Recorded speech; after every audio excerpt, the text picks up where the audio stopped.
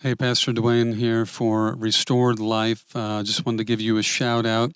I was thinking about Eden, actually. I was thinking about the Garden of Eden. It just, if somebody could zoom you back, or zoom me back to the Garden of Eden. Have you heard about, some of the ambitions of these guys? They want us to go to Mars. They want us to go here. They want us to go there.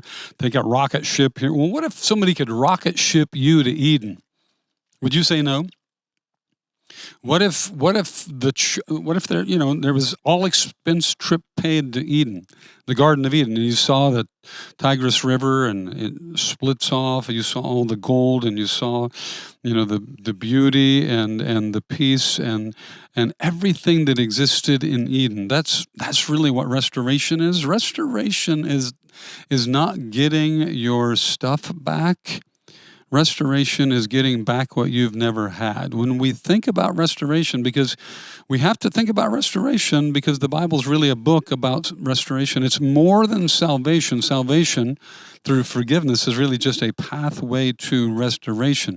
What God really wants, He really wants to restore you to what first Adam had or where first Adam lived. He wants to restore you to Eden. And so would you say no? Would you say, I don't want to go? How do we get there? That's really what the Restored Life is all about. The Restored Life Clinic, the Restored Life Conference, the Restored Life University, online university, all of that.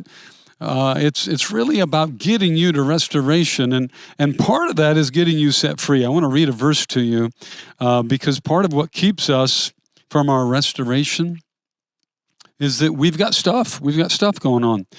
Hebrews chapter 12, verse 15, it says, "See to it that no one comes short of the grace of God, that no root of bitterness springing up causes trouble, and that by it many be defiled."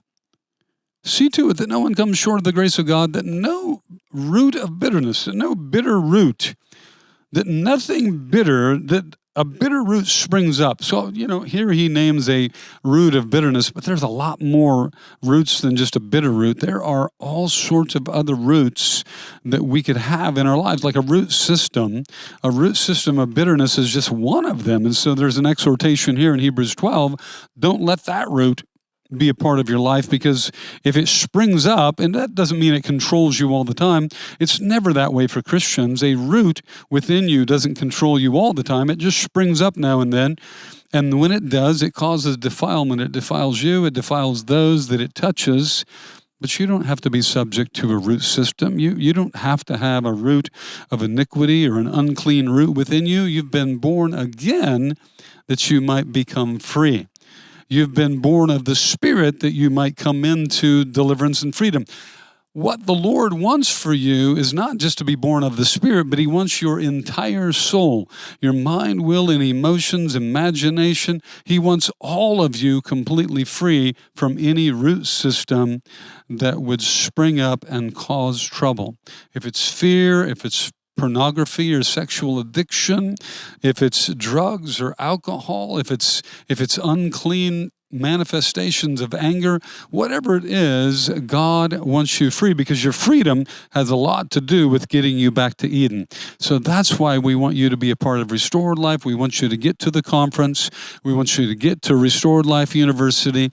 We want you to come and check us out, find out how to become free, because your freedom has to precede your restoration. Until next time, this is Pastor Dwain. We want you free. God bless you.